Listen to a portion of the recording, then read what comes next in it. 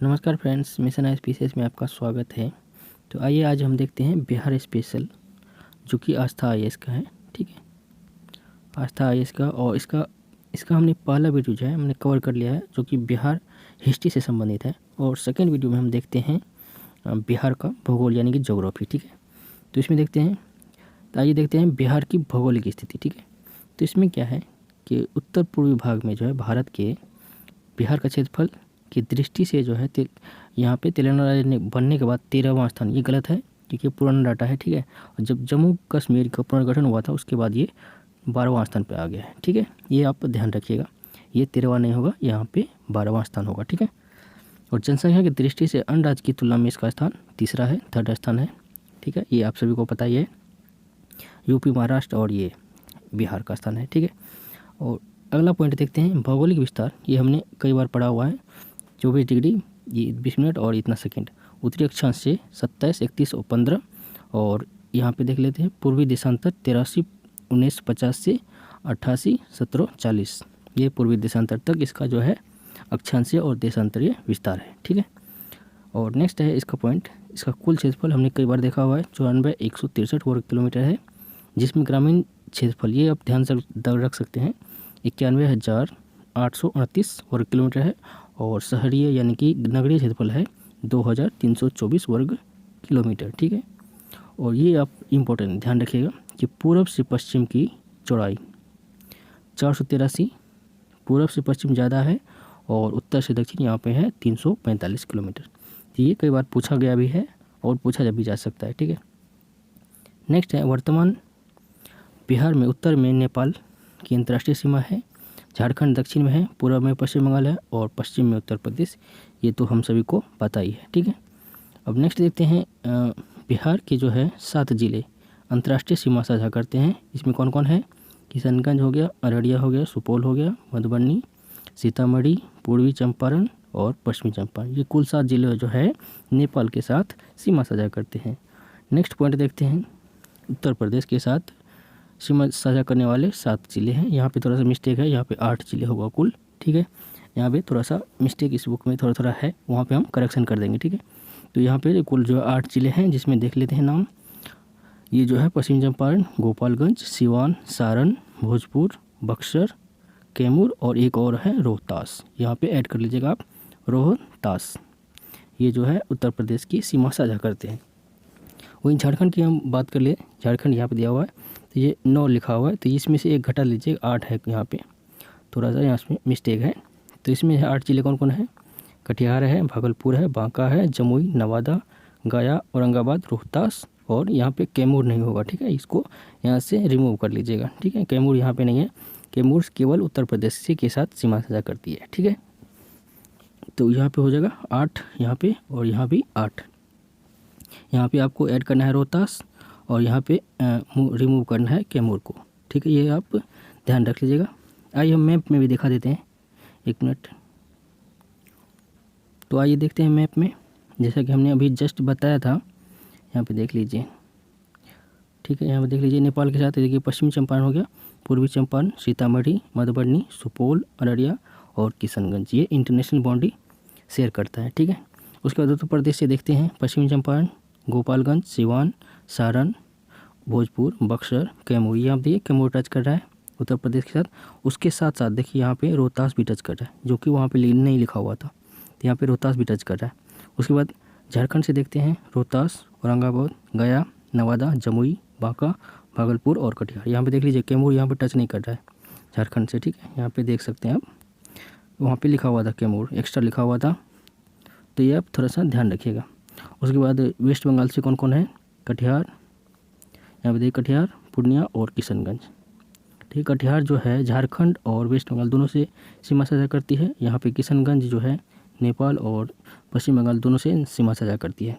ठीक है, ये आप ध्यान रखिएगा। इधर पश्चिमी चंपारण दोनों से सीमा साझा करती है। तो ये सब छोटी छोटी बातें आपको ध्यान रखने वाली है, जो कि एग्ज़ाम में पूछा जाता है। तो आइए आगे देखते हैं हम। तो आइए आगे हम देखें, तो यहाँ पे यहाँ तक हमने देख लिया था।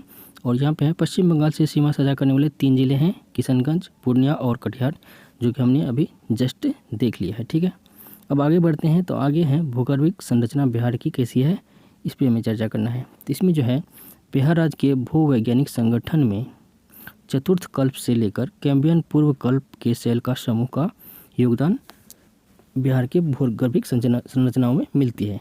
तो इसमें देखते हैं आगे। हिमालय के बनते समय हिमालय के दक्षिण में एक विशाल अग्रगर्त बन गया था। इस विशाल अग्रगर्त में गोंडवाना लैंड के पठारी भाग निकलने वाली नदियाँ अपने द्वारा लाए गए अवसाद का निक्षेप करना शुरू कर दिया था और इससे प्लीस्टोसीन काल में गंगा मैदान का निर्माण हुआ है। ठीक है, प्लीस्टोसीन काल में जो है गंगा के मैदान का निर्माण हुआ, ये इम्पोर्टेंट फैक्ट है एक। आगे देखते हैं। डुमराव, आरा, बिहटा, पुनपुन को अगर एक काल्पनिक रेखा हिमालय से मिलाया जाए तो समांतर स्थिति में इसके समीप जो है जलोढ़ की गहराई अचानक 300 से 350 मीटर से बढ़कर 700 मीटर हो जाती है और यह इस प्रदेश की सामान्य संरचना विशेषता से यह संबंधित है। ठीक है, अब आगे देखते हैं। अगला पॉइंट हमारा है मुजफ्फरपुर तथा सारण के मध्य जलोढ़ बेसिन की अधिकतम गहराई जो है 1000 से लेकर 2500 मीटर तक मापी गई है, मुजफ्फरपुर सारण के मध्य। ठीक है, अब आगे बढ़ें तो आगे है 25 डिग्री उत्तरी अक्षांश से दक्षिण तथा 86 डिग्री देशांतर के पश्चिम में स्थित गंगा के मैदान में जलोढ़ की गहराई अपेक्षाकृत कम है। ठीक है, नेक्स्ट है बिहार के पश्चिमी चंपारण और पूर्णिया जिले के शिवालिक का हिस्सा दिखाई देता है। मतलब क्या है कि बिहार के पश्चिमी चंपारण और पूर्णिया जिले में शिवालिक का हिस्सा दिखाई देता है, मतलब पश्चिमी चंपारण में शिवालिक का थोड़ा अवशेष मिलता है। हालांकि पूर्व की ओर जाने पर पट्टी मतलब हिमालय की जो पट्टी है थोड़ी सी संकरी हो जाती है, फिर भी पश्चिमी चंपारण में इसका और पूर्णिया जिले में इसका अवशेष मिलता दिखाई देता है, जिसकी चट्टानें टर्सरी काल के अंतिम चरण में निर्मित हुई है। यह मुख्यतः अवसादी चट्टानें हैं। ठीक है, नेक्स्ट है बिहार में अवस्थित सीमांत पठारी प्रदेश छोटानागपुर का हिस्सा है। यह पठार पूर्व कैम्ब्रियन काल में निर्मित हुआ है, मतलब यह जो चट्टान है मतलब पठारी क्षेत्र है प्री कैम्ब्रियन काल में निर्मित हुआ है। ठीक है, बिहार का मैदानी भाग हिमालय के परिवर्तन से प्रभावित रहा है। तृतीय कल्प के भूसंचलन के प्रभाव से गंगा का अब असमलित बेसिन और भी गहरा होता चला गया और इससे असमलित बेसिन में प्रवाहित होने वाली नदियाँ अवसाद का निक्षेप होते रहने से वर्तमान जलोढ़ के मैदान की उत्पत्ति हुई है। ठीक है, अब प्राकृतिक विभाजन देख लेते हैं। यहाँ पे उच्चावच की दृष्टि से बिहार को कुल 3 भागों में बांटा जा सकता है। ठीक है, हिमालय का पर्वतपादीय क्षेत्र, इसका क्षेत्रफल दिया है 586 वर्ग किलोमीटर। ठीक है, उसके बाद गंगा का मैदान 26% है और इतना वर्ग किलोमीटर है 26%, और उसके दक्षिण का पठारी प्रदेश तो यह है 68%। ठीक है, 3 भागों में जो है उच्चावच की दृष्टि से बांट सकते हैं। नेक्स्ट है भौतिकी बनावट और संरचना की दृष्टि से बिहार को 3 भागों में विभाजित। यहाँ पे क्या था कि उच्चावच की दृष्टि से रिलीफ की दृष्टि से जो है 3 भाग में बांटा गया था। ठीक है, पर्वतपादीय और गंगा का मैदान और दक्षिणी पठार के भाग। और भौतिकी बनावट और संरचना की दृष्टि से अगर देखें तो इसे भी 3 भागों में विभाजित किया जा सकता है। इसमें पहला है उत्तर का शिवालिक पर्वतीय भाग एवं तराई क्षेत्र और बिहार का विशाल मैदान दूसरा, और दक्षिण सीमांत पठारी प्रदेश। ठीक है, अब एक एक करके देखते हैं। उत्तर का शिवालिक पर्वतीय एवं तराई क्षेत्र के बारे में देख लेते हैं। तो यह जो है उत्तर पश्चिम में स्थित यह एक छोटा सा क्षेत्र है जिसका कुल क्षेत्रफल 932 वर्ग किलोमीटर है। यह शिवालिक पर्वतीय प्रदेश हिमालय का तृतीय मोड़ यानी कि थर्ड किंग यानी कि तृतीय मोड़ माना जाता है और यह टर्सरी भूसंचलन का फलस्वरूप, टर्सरी में जो भूसंचलन हुए थे तो उसके फलस्वरूप यह जो बना है। ठीक है, शिवालिक श्रेणी। इसका भी 3 उपभाग, अगेन इसे डिवाइड किया गया है 3 जो है उपविभाग में। तो इसमें पहला है रामनगर दून। ये छोटी छोटी पहाड़ियों का क्रम है। रामनगर दून जो है छोटी छोटी पहाड़ियों का क्रम है जो 214 वर्ग किलोमीटर क्षेत्र में फैला हुआ है रामनगर दून। इसकी अधिकतम ऊंचाई 240 मीटर और यह हरहा नदी घाटी के दक्षिण में अवस्थित है।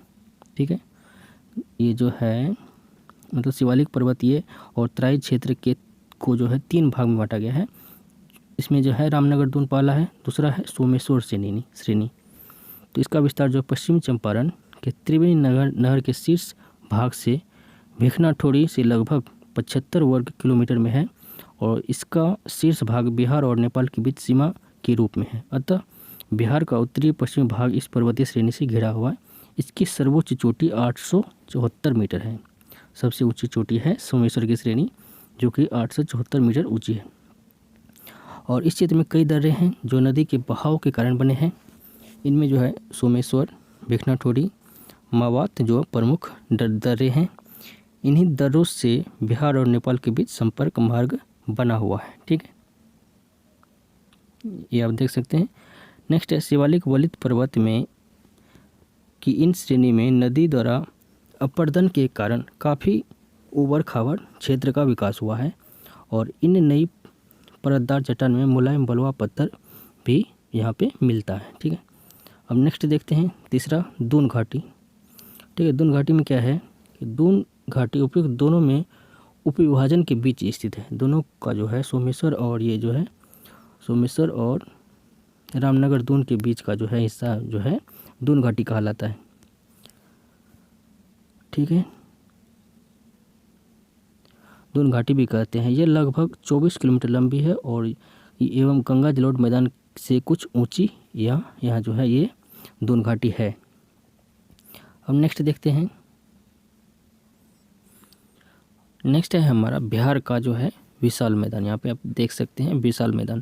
तो यह जो है 90,650 वर्ग किलोमीटर में विस्तृत है। ठीक है, आपने पढ़ा था बिहार का कुल जो क्षेत्रफल था 94,163 था। ठीक है, 94,163। इसमें जो है 90,650 काफ़ी मात्रा यानी कि 96% जो है मैदान ही है। उत्तर पर्वतीय प्रदेश और दक्षिणी पठार के बीच फैला हुआ है बिहार का विशाल मैदान, जो कि 96% मैदानी भाग है बिहार में। नदियों द्वारा लाई गई जलोढ़ मिट्टी से बना हुआ है, जिसका पश्चिमी सीमावर्ती भाग में कहीं कहीं चूने कंकड़ के ऊपरी सतह के निकट जमाव पाया जाता है। समुद्र तल से इसकी ऊंचाई 60 से 120 मीटर ऊंची है। तो ये आप ध्यान रखिएगा, 60 से 120 मीटर समुद्र तल से गंगा के मैदान की ऊंचाई है। तो इसका जो है दो भागों में बांटा गया है। गंगा के उत्तरी मैदान, तो इसमें उत्तरी मैदान में क्या है तो उत्तर बिहार के मैदान घाघरा, गंडक, बूढ़ी गंडक, बागमती, कोसी, साथ साथ कमला भी है और कमनासा। तो ये सब जो है इससे जो है अवसाद जो लाए गए थे उससे बना हुआ है। इन नदी के इन प्रदेश को अनेक दोआब में वर्गीकृत किया गया है। तो कुछ दोआब देख लेते हैं। घाघरा गंडक दोआब, गंडक कोसी दोआब, कोसी महानंदा दोआब। ठीक है, अब देखते हैं आगे। सॉरी, हमने यहाँ पे कमनासा बोल दिया था, तो कमनासा नहीं महानंदा होगा। ठीक है, सबसे पूर्वी भाग हमने अभी गलती से कमनासा बोल दिया था। कमनासा नीचे की तरफ है। ठीक है, ठीक है, नेक्स्ट देखते हैं। कोसी महानंदा हो गया। और यहाँ पे देखते हैं उत्तर बिहार का यह मैदान समतल एवं मूलतः एकरूपी होने के बावजूद यहाँ की प्रवाह प्रणाली के कारण स्थानीय भिन्नता रखता है। ठीक है, नेक्स्ट है उत्तरी गंगा मैदान में गंगा नदी पश्चिम से पूर्व की ओर प्रभावित होती है। तो ये आपको पता ही होगा, पश्चिम से पूर्व की ओर प्रभावित होती है। उसके बाद बिहार की राजधानी पटना के उत्तर में गंगा नदी से गंडक नदी मिलती है। मतलब यहाँ पे जो है राजधानी पटना के उत्तर में गंगा नदी से गंडक नदी मिल जाती है। नेक्स्ट है उत्तर प्रदेश और बिहार की सीमा पर गंगा से घाघरा नदी मिलती है। मतलब सीमा पे ही गंगा से घाघरा नदी मिलती है। उसके बाद गंगा नदी से जो है बूढ़ी गंडक, बागमती और कोसी नदी मिलती है। कोसी नदी जो है कटिहार में मिलती है। यह जो है भूभाग गंगा के उत्तरी तराई क्षेत्र 56,980 वर्ग किलोमीटर क्षेत्र में फैला हुआ है, जो राज्य के 32.77 क्षेत्र पर विस्तृत है। यह एक समतल मैदान और जलोढ़ मिट्टी से बना हुआ है। तो इसमें जो है कौन कौन इसके क्षेत्र हैं तो भावर, तराई एवं उपतराई क्षेत्र, भावर या खादर, बांगर, खादर भूमि और चौर एवं मन। मतलब चौर एवं मन जो है वो ये उत्तरी बिहार में पाए जाते हैं। तो पहला देखते हैं भावर, तराई एवं उपतराई क्षेत्र। तो ये जो है शिवालिक पर्वत श्रृंखला के जो है जस्ट सटे हुए क्षेत्र को यह कहा जाता है। ठीक है, यह एक सपाट आर्द्र क्षेत्र है। तराई क्षेत्र से ठीक सटे दक्षिण उपतराई प्रदेश पाया जाता है और उपतराई प्रदेश की ऊंचाई तराई क्षेत्र से जो है कम है। यह एक दलदली क्षेत्र होता है तराई के बाद। ठीक है, उसके बाद तराई क्षेत्र को भावर क्षेत्र भी कहा जाता है। ठीक है, जहाँ पे जो है नदियाँ विलुप्त हो जाती है उसे भाबर क्षेत्र भी कहा जाता है। यह सोमेश्वर पहाड़ी की तराई में 10 से 12 किलोमीटर चौड़ा कंकर बालू का निक्षेप है। यहाँ पे नदियाँ तो अंदर अंदर बहती है, ऊपर से नहीं दिखाई देती है, उसे ही भाबर क्षेत्र कहा जाता है। उसके बाद बांगर भूमि देख लेते हैं। बांगर भूमि के अंतर्गत प्राकृतिक बांध तथा दोआब के मैदान के क्षेत्र आते हैं। ये आसपास के क्षेत्र से 7.8 मीटर ऊंचे दिखते हैं, जिसे पुरानी जलोढ़ कहा जाता है। जिसे पुरानी जलोढ़ कहा जाता है। जैसे पूर्व समय जो बाढ़ मतलब संकीर्ण हो गया उसका बेसिन, तो वो जो ऊंचे क्षेत्र जो बने थे तो उसे बांगर क्षेत्र कहा जाता है। ठीक है, अब खादर भूमि देख लेते हैं। तो खादर जो है नवीन जलोढ़ का विस्तृत क्षेत्र है। इसका विस्तार जो है गंडक नदी और कोसी नदी के बीच है। यह क्षेत्र लगभग प्रत्येक वर्ष बाढ़ से प्रभावित होता है। ठीक है, प्रत्येक वर्ष बाढ़ होता है, उससे जो भूमि बनती है उसे खादर, और जो कि उपजाऊ होती है। अब चौड़ और मन देख लेते हैं। तो उत्तरी गंगा के मैदान निम्न भूमि जो वर्षा के समय में पानी से भरा रहता है चौड़ कहलाता है। ठीक है, हमेशा पानी से भरा रहता है उसे चौड़ कहलाता है। ठीक है, काफ़ी सारे चौड़ हैं, बाडला चौड़, मतलब वो देखेंगे आगे लिखा हुआ। तो नदी चौड़ कहलाती है। नदी से बने गोखुर झील के रूप में पाई जाने वाली आकृति मन कहलाती है। जैसे कि आपको पता है गोखुर झील, जैसे कि मतलब अगर मार्ग अति परिवर्तन कर लेती है नदियाँ तो उससे जो एक झील बन जाती है, जैसे ऐसे करके यहाँ से मार्ग परिवर्तन करने के बाद ये यहाँ पे झील जो बन जाती है उसे मन कहलाता है, मन कहा जाता है। अब नेक्स्ट देखते हैं दियारा भूमि। दियारा भूमि क्या होता है? गंगा प्रवाह क्षेत्र में स्थान पर दियारा भूमि दृष्टिगोचर होता है। यह बाढ़ क्षेत्र का एक विशेष आकृति होती है। सारण, चंपारण, मुजफ्फरपुर, दरभंगा, पूर्णिया और सहरसा में नदी धाराओं के कारण बने दियारा, चौर और छाड़न नामक विशिष्ट भू आकृति विद्वान है। ठीक है, नेक्स्ट है गंगा का दक्षिणी मैदान देख लेते हैं। तो गंगा नदी के दक्षिणी तट से झारखंड तक के छोटानागपुर पठार तक फैला बिहार का भाग समतल है, परंतु कहीं कहीं बाह्य स्थित पहाड़ी में इसकी एक रूपता को भंग करती है। इसमें गया जो है 266 मीटर, राजगीर 466, खड़गपुर 510 मीटर और गिरियक और बराबर की पहाड़ियाँ मुख्य है। ठीक है, इस मैदान की प्रमुख नदियाँ सोन, कमनासा, पुनपुन और फल्गु उनकी सहायक नदियाँ हैं। ठीक है, मैदानी भाग में स्थान स्थान पर पहाड़ियाँ और टकरियाँ फैली है, जिसमें गया जिले के बराबर, रामशिला, प्रेतशिला, जेठियन की पहाड़ियाँ, राजगीर, गिरियक की पहाड़ियाँ और बिहार शरीफ की बड़ी पहाड़ी तथा शेखपुर और पर्वती की टेकड़ियाँ महत्वपूर्ण हैं। ठीक है, मैदानी भाग में बीच बीच में जो है ये पहाड़ियाँ मिलती है। नेक्स्ट है गंगा के दक्षिणी मैदान की चौड़ाई पश्चिम में अधिक है। गंगा के दक्षिण के मैदान की चौड़ाई जो है पश्चिम में अधिक है, किंतु पूर्व में यह धीरे धीरे सक्रिय हो जाती है। ठीक है, कटिहार के आसपास, भागलपुर के आसपास ये सक्रिय होती जाती है। नेक्स्ट है गंगा के दक्षिणी मैदान को मुख्यतः 3 भागों में बांटा जा सकता है: गंगा सोन, गंगा दोआब, मगध का मैदान और अंग का मैदान। दक्षिणी मैदान को गंगा मतलब बिहार के दक्षिणी मैदान को 3 भाग में सोन गंगा, मगध का मैदान और अंग का मैदान, इन 3 भागों में बांटा जा सकता है। दक्षिणी बिहार की नदियाँ सदावाहिनी नहीं होती है, क्योंकि वहाँ पे पठार से आती है, और ये उत्तरी बिहार की जो है ये हिमालय से आती है, हिम से आती है, इसलिए सदा निरान नदी नहीं, यहाँ पे जो है दक्षिणी बिहार की सदा निरान नदी नहीं है। ठीक है, नेक्स्ट है गंगा के दक्षिणी मैदान का निर्माण छोटा नागपुर के पठार से गंगा नदी की ओर प्रभावित होने वाली नदियों द्वारा लाई गई जलोढ़ मिट्टी से हुआ है। ठीक है, इस मैदान की प्रमुख नदियाँ सोन, पुनपुन, फल्गु, क्यूल और कमनासा इत्यादि हैं। अब नेक्स्ट देखते हैं बिहार की जलवायु।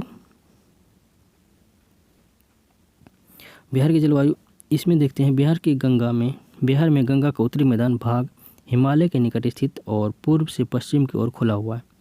ठीक है, खुला हुआ है। ठीक है, उत्तर में जो हिमालय है और पूर्व से पश्चिम की ओर खुला हुआ है, जिससे होकर मानसून की आर्द्र हवाएं पश्चिम की ओर तथा गर्मियों में पश्चिम की ओर से गर्म और सर्दियों में ठंडी हवाएं बिहार के मैदानी भाग में प्रभावित होती हैं। ठीक है, पश्चिम बंगाल तथा उत्तर प्रदेश के मध्य स्थित बिहार का पूर्वी भाग पश्चिम बंगाल के समान आर्द्र रहती है और पश्चिमी भाग उपोष्ण यहाँ पे जलवायु पाई जाती है। नेक्स्ट है राज्य के अक्षांशीय विस्तार के आधार पर यह उपोष्ण जलवायु में स्थित है। बिहार के पूर्वी भाग में आर्द्र जलवायु तथा पश्चिमी भाग में अर्धशुष्क जलवायु है, यह हमने देखा अभी जस्ट। और बंगाल की खाड़ी के निकट रहने के कारण राज्य की जलवायु जो है खाड़ी से आने वाले चक्रवात पर विशेष प्रभाव पड़ता है, मतलब पूर्वी क्षेत्र में, बिहार के पूर्वी क्षेत्र में चक्रवात का विशेष प्रभाव पड़ जाता है। नेक्स्ट देखते हैं, बिहार के पश्चिमी प्रदेश न केवल उत्तर पश्चिमी मानसून की हवाओं की खाड़ी की शाखा के क्षेत्र में स्थित है, बल्कि अरब सागर की शाखा के मार्ग में भी स्थित रहने के कारण अपेक्षाकृत अधिक वर्षा उपलब्ध कराता है। ठीक है, बिहार राज्य न केवल सर्दियों में चलने वाली भूमध्य सागरीय आपदाओं की पूर्वी सीमा है, बल्कि ग्रीष्मकालीन पश्चिमी से आने वाली गर्म लू भी बिहार के पूर्वी सीमा है। इस गर्म लू से बिहार के उत्तर पूर्वी भाग में समस्त मैदानी भाग प्रभावित रहता है। नेक्स्ट है, यहाँ वर्ष में 3 प्रमुख मौसम होते हैं, ग्रीष्म ऋतु, वर्षा ऋतु और शरद ऋतु।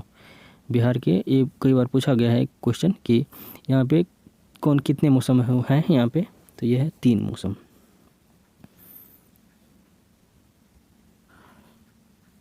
पहला देखते हैं ग्रीष्म ऋतु। तो इसमें जो है राज्य में ग्रीष्म ऋतु जो मार्च में शुरू होती है और मध्य जून तक रहती है। अप्रैल माह से दिन का तापमान काफ़ी बढ़ जाता है। यहाँ मई माह में तापमान सर्वाधिक रहता है, मतलब यहाँ पे मई माह में सर्वाधिक तापमान, और मई का औसत तापमान 32 डिग्री सेल्सियस रहता है बिहार में। ये हवाएं 8 से 16 किलोमीटर प्रति घंटा की गति से बहती है और पठारी भाग में इनका ताप कम हो जाता है और ये मंद पड़ जाती है। राज्य के गया जिला में सर्वाधिक तापमान रहता है, ये आप सभी को पता है। अब देखते हैं वर्षा ऋतु। इस बिहार में इस मौसम का आरंभ मानसून के आगमन के साथ होता है और मध्य जून से शुरू हो जाता है मानसून यहाँ पे, लेकिन जुलाई अगस्त माह अत्यधिक वर्षा वाले महीने जो है माने जाते हैं। बिहार में वर्षा दक्षिण पश्चिम मानसून का उपहार है। राज्य में वर्षा की मात्रा उत्तर से दक्षिण की ओर तथा पूर्व से पश्चिम की ओर घटती चली जाती है। ये तो आप सभी को पता ही होगा। इसके साथ ही मैदानी भाग में ठंडी पछुआ उत्तरी हवा का बहना प्रारंभ हो जाता है, जो शरद ऋतु के आगमन का संकेत माना जाता है। ठीक है, शीत ऋतु मार्जिक ये क्वेश्चन पूछा गया है। ठीक है, कोपेन ने अपने जलवायु विभाजन में बिहार के उत्तरी भाग को CWG और दक्षिणी भाग को AW जलवायु के अंतर्गत माना है। ठीक है, उत्तरी बिहार को CWG ध्यान रखिएगा और दक्षिणी को AW माना है कोपेन ने। थॉर्नसवेट ने बिहार के अधिकांश भाग को CAW और उत्तरी बिहार के संकीर्ण क्षेत्र में CBW माना है। ठीक है, थॉर्नसवेट ने अधिकांश भाग को जो है बिहार के CAW में वर्गीकृत किया है और उत्तरी संकीर्ण क्षेत्र को CBW में वर्गीकृत किया है। नेक्स्ट है, हिमालय क्षेत्र से निकलने वाली नदियों में सरयू, गंडक, बूढ़ी गंडक, बागमती, कमला, कोसी, बलान तथा महानंदा प्रमुख है। पठारी क्षेत्र की नदियों में सोन, उत्तरी कोयल, चानन, पुनपुन, फल्गु, कमनासा, सकरी, पचाने आदि प्रमुख नदियां हैं। ये नदियां जो हैं राज्य के दक्षिणी भाग से होती हुई गंगा या इसकी सहायक नदियों में मिल जाती है। ये मुख्यतः बरसाती नदियां होती हैं। बरसात के मौसम में इसमें पानी ज़्यादा रहता है। नेक्स्ट है, बिहार में बहने वाली सोन, पुनपुन नदियों का उद्गम स्थल मध्य प्रदेश है। नेपाल से बिहार की 4 प्रमुख नदियां का उद्गम स्थल है, बागमती, कमला, ठीक है, महाभारत से निकलती है, सरयू नदी नेपाल से निकलती है और कोसी नदी भी नेपाल से सप्तकोशी से निकलती है। ठीक है, अब देखते हैं झारखंड राज्य के छोटा नागपुर संथाल परगना क्षेत्र जिन नदी का उद्गम स्थल रहा है वे है स्वर्णरेखा नदी, बराकर नदी और फल्गु, संकरी और पंचानी। ये जो है दक्षिण बिहार से निकलती है। उपयुक्त सभी नदियों के जल प्रवाह स्थिति व दिशा के आधार पर मुख्यतः 3 भागों में बांटा जाता है। अब देखते हैं बिहार की प्रमुख नदियां और उसके उद्गम स्थल। तो गंगा नदी गंगोत्री से निकलती है और बंगाल की खाड़ी में ये गिर जाती है। नेक्स्ट है गंडक नदी अन्नपूर्णा और यहाँ से निकलती है, नेपाल एवं तिब्बत के मध्य हिमालय से निकलती है और पहलेजा घाट के निकट गंगा नदी में मिल जाती है। ये क्वेश्चन पूछा गया है कि गंडक नदी कहाँ पे गंगा नदी से मिल जाती है। बूढ़ी गंडक सोमेश्वर की श्रेणी से निकलती है पहाड़ियाँ से, और मुंगेर के उत्तर खगड़िया में गंगा नदी से मिल जाती है। कोसी नदी देख लेते हैं। कोसी नदी सप्तकोशिकी पूर्वी नेपाल से निकलती है, और ये जो है यहाँ पे थोड़ा सा मिस्टेक लग रहा है, ये जो है कटिहार में मिलती है। ठीक है, कटिहार में कुर्सेला के निकट मिल जाती है। नेक्स्ट है सोन नदी। सोन नदी अमरकंटक मध्य प्रदेश निकलती है, और दानापुर पटना के निकट गंगा नदी में मिल जाती है। नेक्स्ट है सरयू घाघरा नदी, नाम्फा श्रेणी नेपाल से निकलती है, और छपरा के निकट गंगा नदी में मिल जाती है। नेक्स्ट है बागमती नदी, हिमालय की महाभारत श्रेणी से निकलती है, और ये खगड़िया में गंगा नदी में मिल जाती है। नेक्स्ट है कमला नदी, हिमालय महाभारत श्रेणी से निकलती है, और कठगोटला के पास गंगा नदी में मिल जाती है। नेक्स्ट है महानंदा नदी, तो ये हिमालय की महाभारत श्रेणी से निकलती है, और कटिहार के समीप जो है ये मिल जाती है। नेक्स्ट है कमनासा नदी, विंध्याचल की पारी से निकलती है, और चौसा के समीप गंगा नदी में मिल जाती है। नेक्स्ट है अजय नदी, भटपाड़ जमुई जिले में चकाई से 5 किलोमीटर दक्षिण यहाँ पे निकलती है, और पश्चिम बंगाल में गंगा नदी में मिल जाती है। नेक्स्ट है पुनपुन नदी, जो कि मध्य प्रदेश के पठारी भाग से निकलती है, और फतुहा के निकट गंगा नदी मिल जाती है।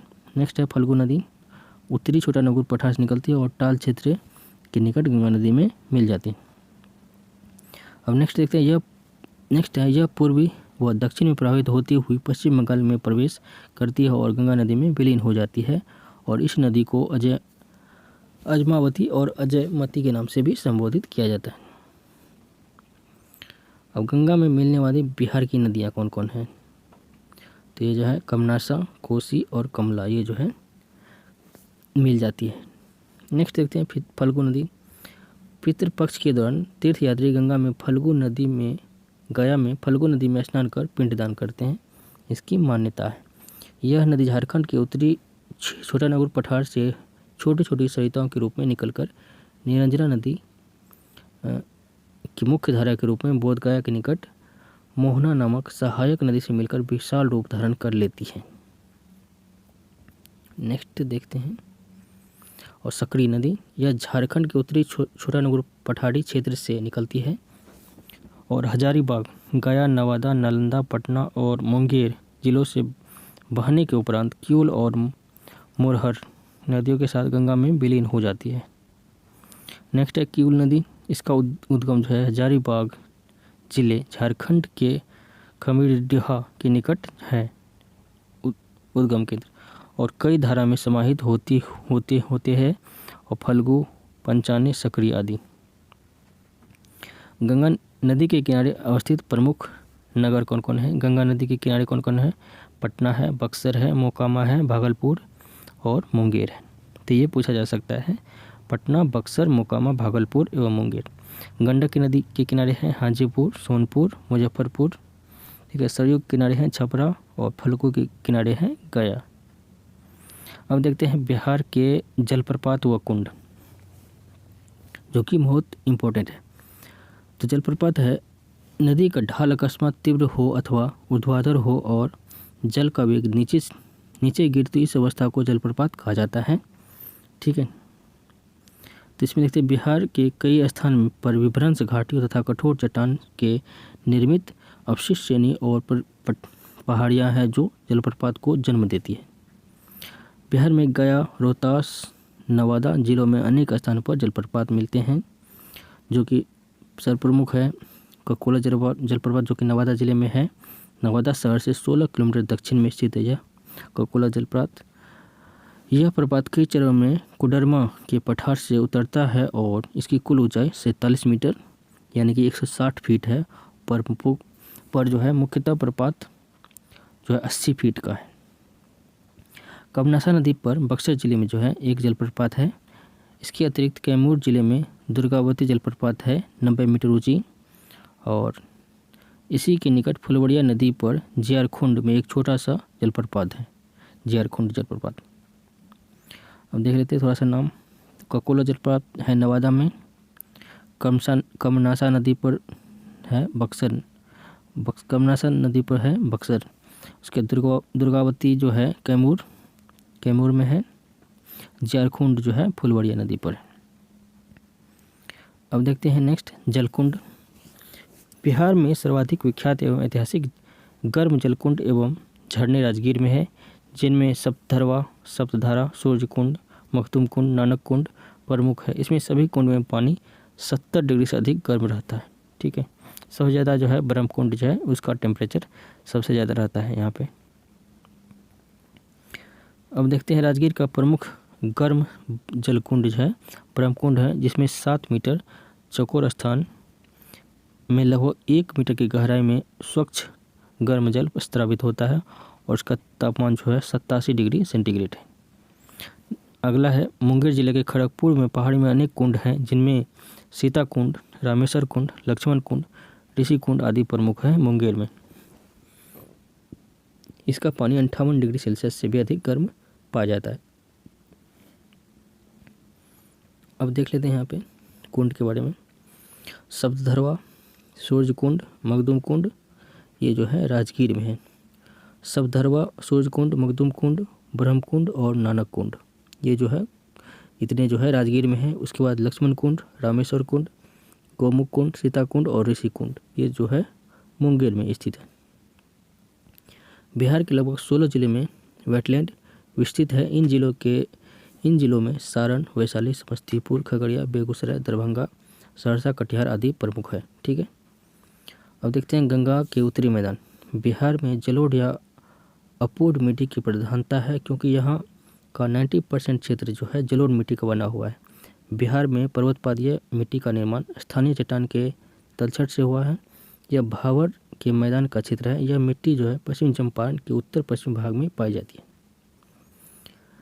नेक्स्ट है मिट्टी के बारे में देख लेते हैं। तो पर्वतपादीय मिट्टी, हालांकि ये हमने देख लिया है।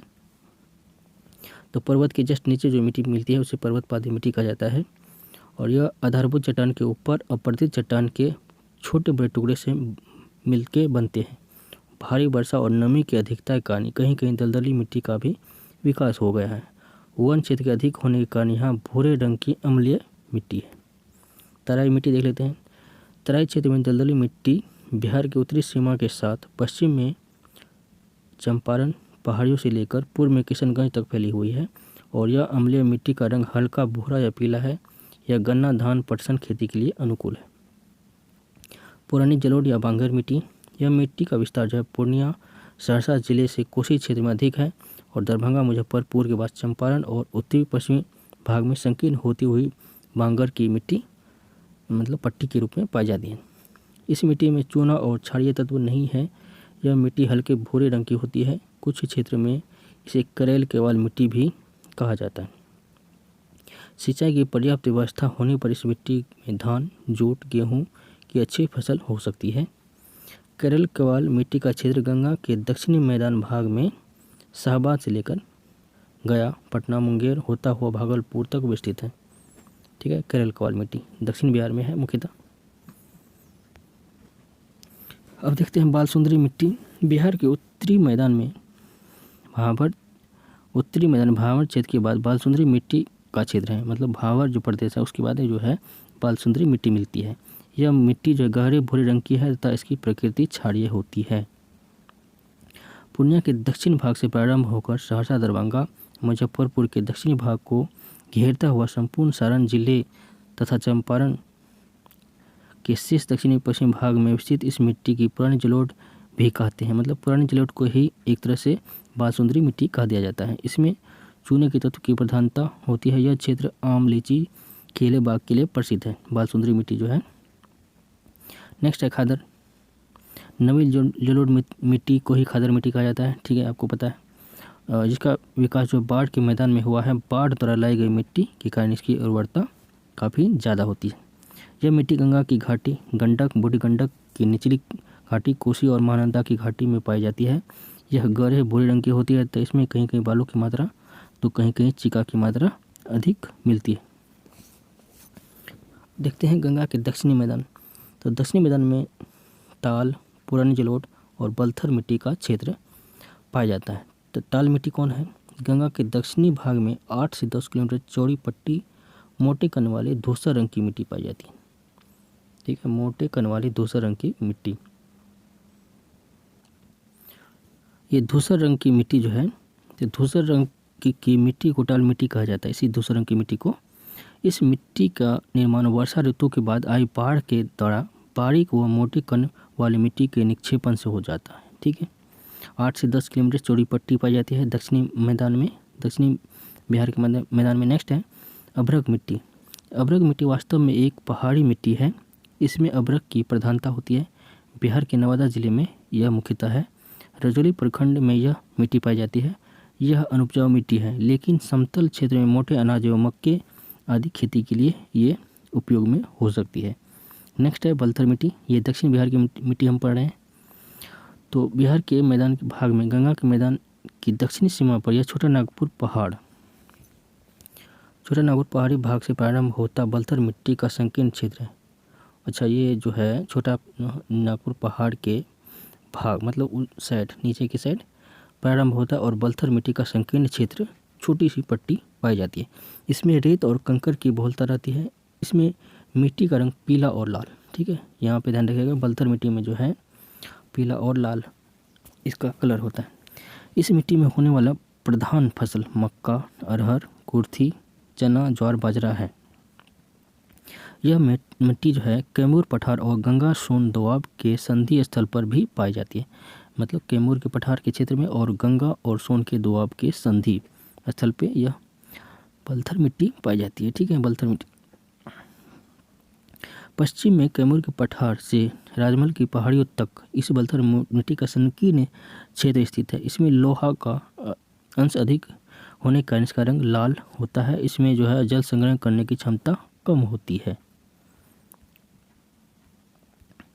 हम देखते हैं लाल बलुई मिट्टी। यह पठारी मिट्टी है जो कैमूर एवं रोहतास के पठारी भाग में मिलती है। लाल बलुई मिट्टी जो है कैमूर और रोहतास के क्षेत्र में मिलती है। इसमें बालू की मात्रा अधिक होती है और इसकी उर्वरा शक्ति बहुत कम होती है। इस मिट्टी में मोटे अनाज उगाए जाते हैं। बिहार की मिट्टियाँ देख लेते हैं यहाँ पे। लक्षण, प्रमुख क्षेत्र और प्रमुख फसल कौन कौन है इसमें। तो पर्वत पादीय मिट्टी जो है अपर्दित चट्टान, छोटे बड़े टुकड़े भूरे रंग में है और अम्लीय मिट्टी होती है। और पश्चिम चंपारण, पूर्वी चंपारण और वन्य क्षेत्र के लिए है। नेक्स्ट मिट्टी है तराई, रेत कंकड़ युक्त, भूरा हल्का पीला होता है। चंपारण और किशनगंज तक ये मतलब पट्टी के रूप में पाई जाती है। धान, पटसन एवं गन्ना इसमें उपजाया जा सकता है। बालसुंदरी मिट्टी चूना एवं क्षार युक्त, गहरा भूरा और सफ़ेद रंग का होता है। सहरसा चंपारण मतलब बालसुंदरी मटर को ये जो है सहरसा चंपारण, पूर्णिया, सारण एवं मुजफ्फरपुर तक जो है पट्टियों में पाई जाती है। ठीक है, बांगर मिट्टी। ठीक है, धान, गन्ना, गेहूँ, मक्का, तंबाकू यहाँ पे उपजाया जा सकता है। इसके बाद खादर है। चूना एवं क्षार की कमी, गहरा भूरा और काला रंग, काफ़ी उर्वर होता है। यह पट्टी के रूप में पाई जाती है। ठीक है, ये इस समय उत्तरी बिहार में मुख्यतः जूट, गन्ना, धान, गेहूँ, मक्का, चना, अरहर ये इसमें जो है सारे फसल उग सकते हैं। नेक्स्ट है बांगर, क्षारीय एवं अम्लीय, गहरा भूरा रंग होता है। गया, पटना, रोहतास इत्यादि में, दक्षिणी बिहार में ज्वार, बाजरा, अरहर, धान, गेहूँ इसमें मुख्यतः होता है। इसके बाद ताल मिट्टी। ताल मिट्टी जो है बारीक से लेकर मोटे कण वाली धूसर रंग की भारी मिट्टी होती है। पटना, बाढ़, मुंगेर, भागलपुर यह ताल मिट्टी नीचे की तरफ होती है। दलहन, तिलहन एवं गेहूँ इसमें मुख्यतः होता है। नेक्स्ट है बलथर मिट्टी। तो ये रेत कंकड़ युक्त मिट्टी है और थोड़ी सी पट्टी के रूप में पाई जाती है। कैमूर के क्षेत्र में ज्वार, बाजरा, अरहर इसमें होता है। इसके बाद है अभ्रक मिट्टी। अभ्रक की प्रधानता होती है नवादा जिले में, रजौरी प्रखंड में है और मोटे अनाज एवं मक्के इसमें आराम से उपजाए जा सकते हैं। नेक्स्ट है बिहार में वर्ष के 3-4 महीने में 80% से अधिक वर्षा हो जाता है, जबकि वर्ष की शेष 8-9 महीने अवधि में कम वर्षा रहती है। अपेक्षाकृत नगण्य होती है। इसलिए वहाँ की प्राकृतिक वनस्पति पर्णपाती यानी कि पतझड़ किस्म के वन अत्यधिक पाए जाते हैं। ठीक है, तो ये पुराना डाटा है यहाँ पे, इसको देख लेते हैं। अभी जस्ट नया नया आया है तो उसको देखेंगे हम। ठीक है, तो ये 2017 का ही यहाँ पे लिखा हुआ है, जो कि 2021 का आ चुका है। ठीक है, तो इस हम पढ़ेंगे नहीं। ठीक है, आगे देखते हैं। वन के प्रकार देख लेते हैं। तो आर्द्र पर्णपाती वन, यह वन विशेष रूप से किशनगंज जिले में उत्तर पूर्वी भाग में हिमालय की तराई के दलदली भाग और सोमेश्वर की पहाड़ियों पर मिलते हैं। इस क्षेत्र में 120 सेंटीमीटर से अधिक वर्षा होती है, इसलिए आर्द्र गीला पर्णपाती वन यहाँ पे मिल जाता है। इसमें जो है इसी वृक्ष में साल के वृक्ष के अतिरिक्त सेमल, चंपा, अशोक, केन, आम, जामुन, करंज इत्यादि वृक्ष जो है आर्द्र पर्णपाती के तहत आते हैं। नेक्स्ट है शुष्क पर्णपाती, 120 डिग्री से कम वर्षा जो जहाँ होता है वहाँ पाया जाता है। इन वन के मध्य कोटि के साल, बांस, खैर, पलास, अमलतास, शीशम, महुआ तथा केन के साथ साथ आम व जामुन के वृक्ष और बेर की झाड़ियाँ भी मिलती है शुष्क पर्णपाती में। नेक्स्ट है उत्तरी उप हिमालय के तराई वन। तो इसमें जो है तराई वन का बाहुल्य है। नेपाल की सीमा से लगे बिहार के तराई क्षेत्र में आर्द्र पर्णपाती वन पाए जाते हैं। उच्च भूमि और पहाड़ी के ढाल पर यह वर्षा का औसत 160 से अधिक रहता है। साल, शीशम, सेमल, तून और खैर के सघन वन यहाँ पे पाए जाते हैं।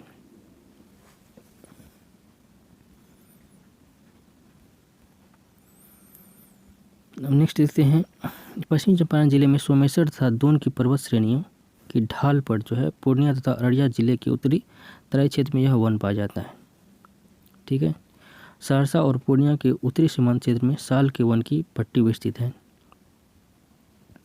तो यहाँ पे वन का वितरण दिया हुआ है, जो कि हम न्यू जो है आया डाटा आया हुआ है ISFR का 2021 वाला, तो वो हम डिस्कस करेंगे। तो ये पढ़ने से हमें फ़ायदा नहीं है। ठीक है, अब अभ्यारण्य वन बांध वन जीव अभ्यारण्य देख लेते हैं। इसमें पहला है भीम बांध वन जीव अभ्यारण्य। ठीक है,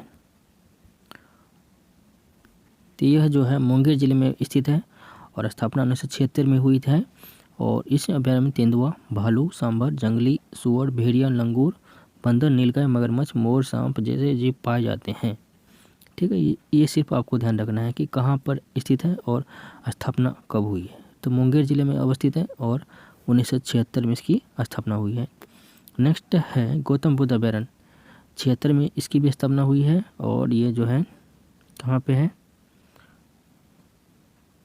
ये नहीं लिखा हुआ है कि यह 25.83 वर्ग किलोमीटर क्षेत्र में फैला है। इसमें चीता, सांभर, तेंदुआ, हिरन और चीतल पाए जाते हैं। ठीक है, गया जिले में है ये शायद। नेक्स्ट है विक्रमशिला गंगा डॉल्फिन अभ्यारण्य। तो 1990 में बिहार सरकार की ओर से अभ्यारण्य के रूप में मान्यता प्रदान की गई। भागलपुर जिले में स्थित है और 50 किलोमीटर क्षेत्र में फैला हुआ है। नेक्स्ट है वाल्मीकि नगर, जो कि पश्चिमी चंपारण में है स्थित। वाल्मीकि राष्ट्रीय नेशनल पार्क भी है। ठीक है, ये और टाइगर रिजर्व भी है और अभ्यारण्य भी है, तो ये आप ध्यान रखिएगा। नेक्स्ट है संजय गांधी जैविक उद्यान। तो गैंडा प्रजनन दृष्टि से यह उद्यान देश में प्रथम स्थान पर रखता है। पटना में स्थित है और इसकी विभिन्न प्रकार के पशु, पक्षी तथा वनस्पति को संरक्षित करके रखा गया है। 11 कमरों का एक सांप घर भी है यहाँ पे, जो आकर्षक केंद्र माना जाता है। उसके बाद परमान डॉल्फिन अभ्यारण्य अररिया में स्थित है। अभ्यारण्य की खोज 1995 में सुदन सहाय नामक व्यक्ति ने की थी। नेक्स्ट है बिहार के पक्षी विहार। तो कांवर पक्षी विहार बेगूसराय में कांवर झील में स्थित बिहार को सन 1989 में बिहार पक्षी विहार के रूप में मान्यता मिली। इतना वर्ग किलोमीटर क्षेत्र में फैले इस पक्षी विहार में रूस, मंगोलिया और साइबेरिया से हजारों किलोमीटर दूरी तय कर लाखों की संख्या में पक्षी पहुंचते हैं। और कांवर पक्षी विहार की गणना विश्व में वेटलैंड के रूप में होती है।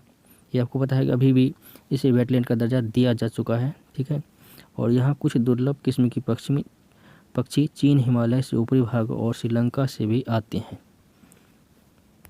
नागी तो जमुई जिले में स्थित है और पक्षी विहार को 1987 में पक्षी विहार के रूप में मान्यता मिल चुका है।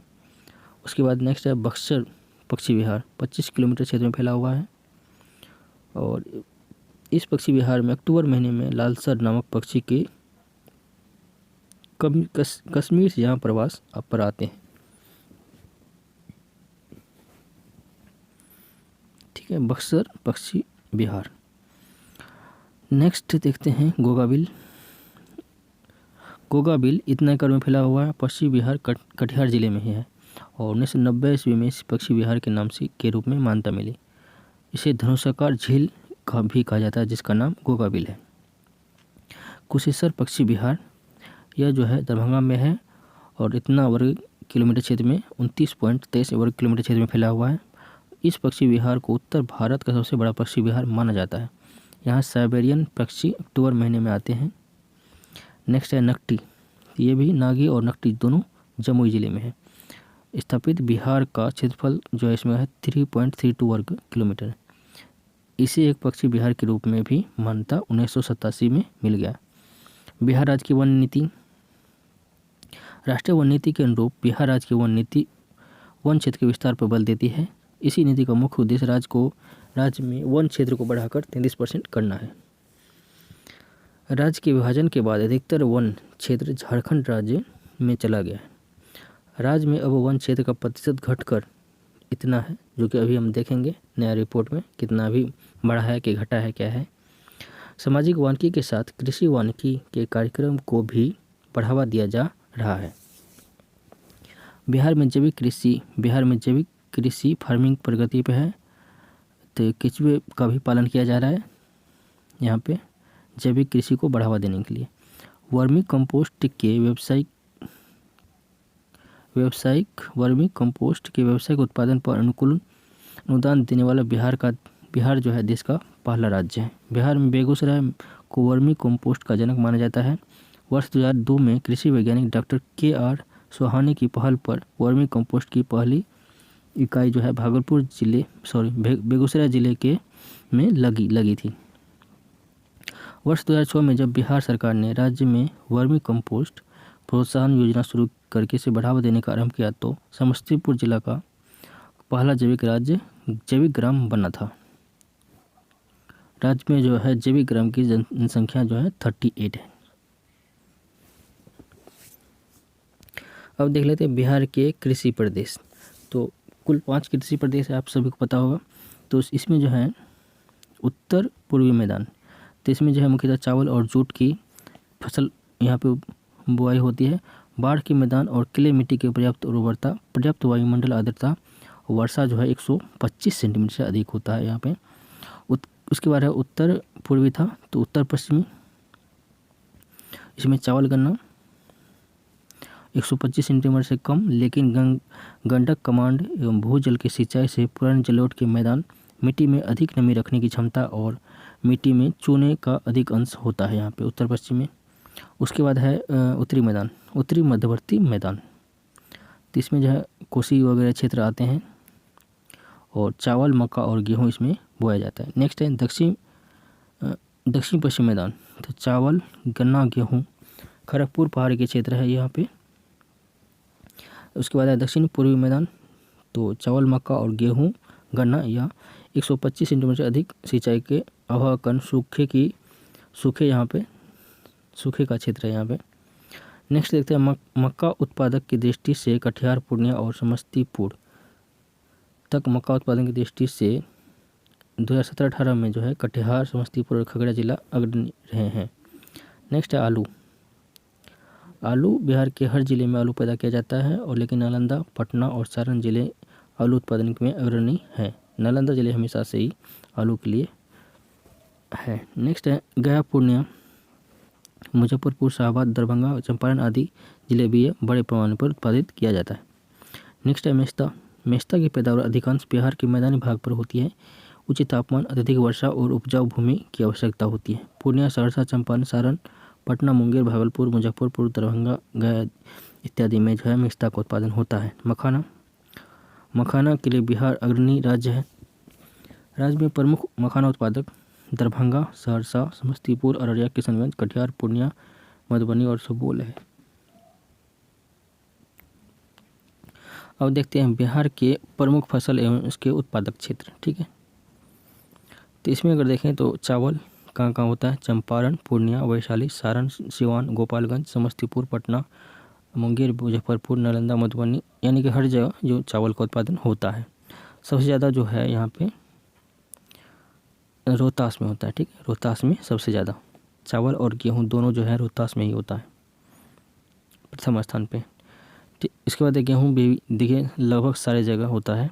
मक्का देखते हैं चंपारण, मुजफ्फरपुर, दरभंगा, सहरसा दक्षिणी भाग, सारण, भागलपुर उत्तरी भाग में यह होता है। जौ एवं ज्वार यह मुख्यतः दक्षिणी बिहार में होगा। चंपारण, पूर्णिया, दरभंगा, मुजफ्फरपुर, भागलपुर, भोजपुर, रोहतास, कैमूर, बक्सर, गया, मुंगेर इत्यादि में है। बाजरा गया, मुंगेर, भोजपुर, रोहतास, कैमूर, बक्सर तथा पटना में जो है बाजरा का उत्पादन होता है। तिलहन देख लेते हैं। सरसों पूर्णिया, तिरहुत और पटना में सरसों का उत्पादन होता है। उसके बाद तिल का उत्पादन गया में, तीसी का उत्पादन पटना, तिरहुत और भागलपुर में। दलहन में देखते हैं अरहर का जो है दरभंगा, मुजफ्फरपुर, सारण, गया। चना पटना, भोजपुर, रोहतास, कैमूर, बक्सर, गया और मुंगेर इत्यादि में चना का उत्पादन होता है। मसूर का उत्पादन पटना, गया और चंपारण में होता है। नेक्स्ट है व्यावसायिक कॉमर्शियल क्रॉप है चंपारण, सारण, सीवान, गोपालगंज, गया, दरभंगा, मुजफ्फरपुर, भागलपुर काफ़ी जगह होता है। ठीक है। गन्ना का उत्पादन। जूट जो है पूर्वी बिहार में होता है, पूर्णिया, कटिहार, सहरसा, चंपारण, दरभंगा और मुजफ्फरपुर साइड में। तंबाकू देखते हैं दरभंगा, मुजफ्फरपुर, समस्तीपुर, मुंगेर और पूर्णिया इत्यादि में क्षेत्र में होता है। ठीक है। अब देश में जो स्थान है जो ये देख लेते हैं। धान का जो है 5वां स्थान, गेहूं का 6ठा स्थान, मक्का का 3रा स्थान, चना का 6ठा स्थान। ये हालांकि ये पुराना डाटा है, ये इकोनॉमिक सर्वे से अच्छे से कवर हो जाएगा। ठीक है।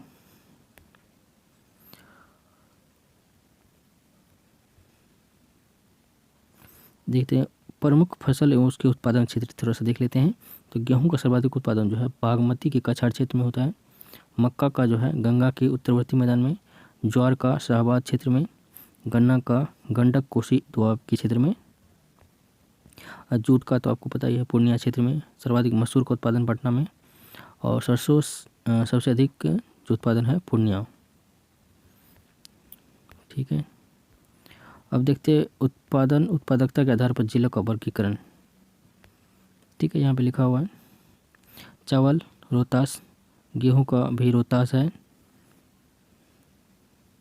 इस तरह से दिया हुआ है। मक्का का हो जाएगा कटिहार, दलहन का है पटना, इस तरह से आप ध्यान रख सकते हैं। उसके बाद जल संसाधन के प्रकार देख लेते हैं। तालाब से सिंचाई होता है इतना हेक्टेयर, और मन इतना, और चौर से इतना, और कृत्रिम झील से 16 इतना है टोटल। नेक्स्ट है राज्य से होकर गुजरने वाली प्रमुख नदियां हैं गंगा, कोसी, सोन, बागमती, गंडक, पुनपुन, इस सब जो है ये जो है। इसके बाद कृषि रोड मैप है। बिहार में देख लेते हैं सिंचाई के प्रमुख साधन। तो नहर से भोजपुर में इतना होता है 73%, सबसे ज़्यादा नहर से जो है सिंचाई भोजपुर में होता है। उसके बाद औरंगाबाद, उसके बाद पश्चिम चंपारण। तो ये पूछा जा सकता है सबसे ज़्यादा बिहार में नहर से सिंचाई कौन सा जिला करता है। तो भोजपुर। नलकूप से देख लेते हैं तो समस्तीपुर 97% नलकूप से सिंचाई करता है। कुआं से देख लेते हैं तो कुआं से दरभंगा 48% सिंचाई करता है। तालाब से जो है मधुबनी 24.6% तालाब से सिंचाई कर लेता है। बिहार की प्रमुख नहरें देख लेते हैं। तो पूर्वी सोन नहर सोन नदी पे है, पटना, गया, भोजपुर और औरंगाबाद इसे लाभान्वित जिले हैं। उसके बाद पश्चिमी सोन नहर सोन नदी पे भी स्थित है, भोजपुर, रोहतास और बक्सर इससे लाभान्वित जिले हैं। त्रिवेणी नहर ये गंडक नदी पे है, पूर्वी और पश्चिमी चंपारण लाभान्वित है। कमला नहर कमला नदी पे है, दरभंगा और मधुबनी लाभान्वित जिले हैं। अब नेक्स्ट देखें हम, तो नेक्स्ट क्या है। हाँ, और भी नहर है। तो पूर्वी कोसी नहर पूर्णिया, अररिया, सहरसा, मधेपुरा, सुपौल, खगड़िया इतना है। पश्चिमी कोसी नहर बेगूसराय, दरभंगा, मधुबनी। उसके बाद तिरहुत नहर गंडक नदी पे है, सारण और चंपारण। देव नहर गंडक नदी पे है, चंपारण। सकरी नदी पे है, मुंगेर, लखीसराय और गया और पटना। उसके बाद जलाशय है बदुआ जलाशय।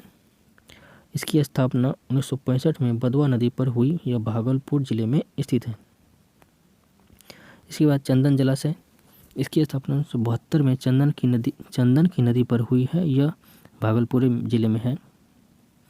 ठीक है। इसके बाद इंद्रपुरी जलाशय योजना, इसका निर्माण बिहार में सोन सिंचाई प्रणाली के पानी के समय की से उपलब्धता और सिंचाई की क्षमता का पूरा उपयोग सुनिश्चित करने हेतु किया गया। इसके साथ 400 मेगावाट जल विद्युत उत्पादन की भी योजना है। इसके बाद है बाणसागर जलाशय योजना। यह योजना मध्य प्रदेश में निर्मित है। इसमें व्यय का अनुपात 2:1:1 है। इसके बाद है दुर्गावती जलाशय, 1975 की योजना है और इतना करोड़ की योजना का शिलान्यास 1976 में किया गया था। ठीक है, आगे देखते हैं तालाब देखते हैं। बिहार में सिंचाई के लिए तालाब का उपयोग लगभग सभी जिलों में किया जाता है। प्राचीन समय में यह गड्ढेनुमा प्राकृतिक धरातल एवं कृत्रिम तालाब या पोखर खोदकर एक जल एकत्रित कर बिहार में सिंचाई की जाती थी। ठीक है, इस तरह से गोपालगंज विशेषकर यह इसका जो नाम प्रमुखता से लिया जाता है तालाब द्वारा सिंचाई के लिए।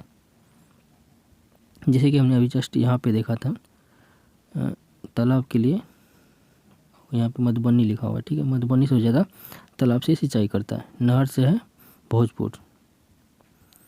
नेक्स्ट है कुआं। बिहार प्राचीन समय में कुआं से द्वारा सिंचाई करता रहा है। यह मैदानी क्षेत्र में मुलायम मिट्टी वाली भूमि में कुओं की खुदाई आसानी से हो जाती है।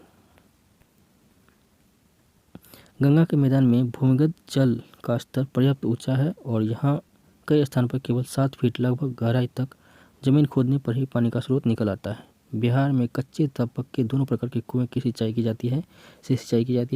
नलकूप को छोड़कर कुआं से की जाने वाली सिंचाई में रहट का प्रयोग किया जाता है। ठीक है, संपूर्ण बिहार में कुओं से सर्वाधिक सिंचाई सारण, सिवान तथा गोपालगंज जिले में की जाती है। नेक्स्ट देखते हैं नलकूप। बिहार में नलकूप 15 से 100 मीटर तक इससे अधिक भी गहरे होते हैं और सबसे ज़्यादा जो है बिहार में नलकूप से ही सिंचाई होती है। ठीक है, अब नेक्स्ट देखते हैं अन्य साधन देख लेते हैं। बिहार में सिंचाई के अन्य साधन पाइन, आहार, चौड़ हैं। तो पाइन नदियाँ, नाले एवं नहरों से सिंचाई के लिए मिट्टी खोद कर बनाई गई एक कृत्रिम नाला प्रणाली है पाइन। गया, पटना, मुंगेर और भागलपुर जिले में पाइन निर्माण कर सिंचाई के लिए प्रयोग में लाया जाता था। थोड़ी मात्रा में शाहबाद, कैमूर, बक्सर, भागलपुर और दरभंगा क्षेत्र में भी पाइन द्वारा सिंचाई की जाती है। ठीक है, तो अब देखते हैं बिहार की प्रमुख नदी घाटी परियोजना। ठीक है, बिहार में 3 प्रमुख नदी घाटी परियोजना है। ठीक है, इसमें कोसी परियोजना, ठीक है, विद्युत गृह सोन बैराज योजना, गंडक परियोजना शामिल है। ठीक है, कोसी, सोन और गंडक नदी पर परियोजना है। ठीक है, अब देखते हैं कोसी परियोजना। तो कोसी परियोजना उत्तरी बिहार की प्रमुख बहुउद्देशीय परियोजना है जो कि 86 करोड़ रुपए की लागत से पूरी हुई थी। इस परियोजना के निर्माण से पूर्व इस प्रदेश की लगभग 3200 हेक्टेयर कृषि भूमि कोसी नदी में अनिश्चित प्रवाह पथ के भयंकर बाढ़ों से प्रभावित थी। ठीक है, कोसी परियोजना की स्थापना 1953 में की गई थी। इस परियोजना के लिए नेपाल और भारत के बीच अप्रैल 1954 में आपसी सहमति हो गई थी। 1965 में तैयार हो गया था ये और 66 में से कुछ संशोधन किया गया। इस परियोजना के अंतर्गत हनुमान नगर अवरोधक बांध, पुश्ते बांध बनाए गए। तो इसमें बांध जो है कौन कौन है? हनुमान नगर जो बांध बनाए गए थे। नेपाल में हिमालय के तराई में चतरा गार से लगभग 45 किलोमीटर दक्षिण में कोसी नदी पर 1149 मीटर लंबा एक तथा 72 मीटर ऊंचा अवरोधक बांध भीमनगर के समीप बनाया गया और जो हनुमान नगर कोसी बैराज के नाम से प्रसिद्ध है। इसके समीप दाईं ओर भारदा इतना मीटर एवं बाईं ओर भीमनगर इतना मीटर 2 लंबे तटबंध का निर्माण किया गया है। हनुमान नगर अवरोधक बांध के दोनों किनारे पर जल निस्सरण हेतु ऐसे यंत्र की व्यवस्था है जिसमें दाएं किनारे पर जल का अधिकतम प्रवाह 11.9 हजार किलोलीटर तथा बाएं किनारे पर 28.9 हजार किलोमीटर प्रति मिनट होता है। नहर व्यवस्था देख लेते हैं। तो कोसी नदी के पूर्व तथा पश्चिम किनारे पर नहर का निर्माण कराया गया है और सहरसा, सुपौल, पूर्णिया, अररिया, कटिहार, दरभंगा, मधुबनी, खगड़िया और नेपाल के सप्तरी जिले की लगभग 26 लाख हेक्टेयर भूमि को इसके तहत सिंचाई प्रदान की जाती है। कोसी परियोजना की नहर को 3 प्रधान वर्ग में विभाजित किया गया है: पूर्वी कोसी नहर, पश्चिमी कोसी नहर और राजपुर नहर। ये इंपॉर्टेंट है, ये ध्यान रखिएगा। पूर्वी कोसी नहर हनुमान नगर अवरोधक बांध के बाएं किनारे पर निकाली गई है। तो बाएं किनारे से पूर्वी कोसी नहर निकाली गई है, जो पूर्णिया, अररिया, सुपौल तथा मधुबनी, सहरसा जिले में 5.69 लाख हेक्टेयर कृषि भूमि को सिंचाई करता है। पश्चिमी कोसी नहर यह जो है दाएं ओर से निकाली गई है और दरभंगा, बेगूसराय जिले के लगभग 3,10,000 हेक्टेयर और नेपाल के सप्तरी जिले के 28,000 हेक्टेयर भूमि को सिंचाई सुविधा प्रदान करता है। ठीक है, उसके बाद नेक्स्ट है राजपुर नहर हनुमान नगर के बाएं किनारे से निकाली गई है। ठीक है, वो दोनों दाएं किनारे से निकाली गई थी और राजपुर नहर बाएं किनारे से निकाली गई है। इस नहर क्रम का विस्तार पूर्वी कोसी नहर के क्रम और पूर्वी तटबंध के मध्यवर्ती क्षेत्र का विस्तृत है। ठीक है, नेक्स्ट है सोन परियोजना। अब देखते हैं नेक्स्ट परियोजना। तो इसमें सोन नदी विंध्याचल की पहाड़ी से की उत्तर पूर्वी ढाल से गुजरती हुई बिहार में प्रवेश करती है और बिहार में डेरी ऑन सोन के समीप इसका जल संग्रहण क्षेत्र लगभग 26,408 वर्ग मील है। इस नदी पर 1968 से 74 ईस्वी के बीच पहला एनीकट निर्मित किया गया था, जो नहर को सोन बैराज के दोनों किनार को निर्मित कर न केवल पश्चिमी तथा पूर्वी सोन नहर को पर्याप्त जल की सुविधा दी गई, बल्कि सोन की नहरों में आंतरिक परिवहन की भी व्यवस्था सुलभ करवाई गई। नेक्स्ट है गंडक परियोजना। भारत और नेपाल सरकार की संयुक्त परियोजना है और 1959 में समझौता हुआ, परंतु संदर्भ में 1960 ईस्वी में कार्य प्रारंभ किया गया। ठीक है, इस योजना के अंतर्गत बिहार के भैंसा लोटन के समीप के स्थान में गंडक नदी पर भारत नेपाल सीमा पुल के साथ 873 मीटर लंबा बैराज 70 में निर्मित किया गया और आधा भाग बिहार तथा आधा भाग गंडक नदी घाटी परियोजना संकेत बंगाल में पड़ता है। इसमें नहर है, कौन सी नहर है? त्रिवेणी नहर। बिहार के उत्तर पश्चिमी क्षेत्र में पश्चिमी चंपारण जिले में इसी त्रिवेणी नहर गंडक नदी के बाएं तट से निकाली गई है। ठीक है, इसके अतिरिक्त अंतर्राज्यीय योजना भी चल रही है। ठीक है, एक नंबर है छत्तीसगढ़, उत्तर प्रदेश, बिहार के अंतर्गत बाणसागर परियोजना। ठीक है, सोन नदी पर है। कदबन जलाशय योजना, कनहर जलाशय योजना, जमनिया पंप नहर योजना, ऊपरी महानंदा सिंचाई योजना, ये सब चल रही है। राज्य की सिंचाई कार्य को 2 वर्ग में विभक्त किया गया है। बड़े सिंचाई तथा छोटे सिंचाई कार्य 1978-79 में योजना आयोग ने सिंचाई परियोजना का यह नया वर्गीकरण आरंभ किया है। बड़ी सिंचाई योजना के तहत जो है 10,000 हेक्टेयर से अधिक कृषि योग्य क्षेत्रफल जो है ये बड़ी सिंचाई योजना में आएंगी। इसके बाद 2,000 से 10,000 हेक्टेयर कृषि का क्षेत्रफल जो है मध्यम और 2,000 हेक्टेयर से कम का क्षेत्र जो है लघु सिंचाई क्षेत्र में आएगी। राज्य में 3 सिंचाई योजना के तहत कुल 117.54 लाख हेक्टेयर चरम सिंचाई क्षमता अनुमान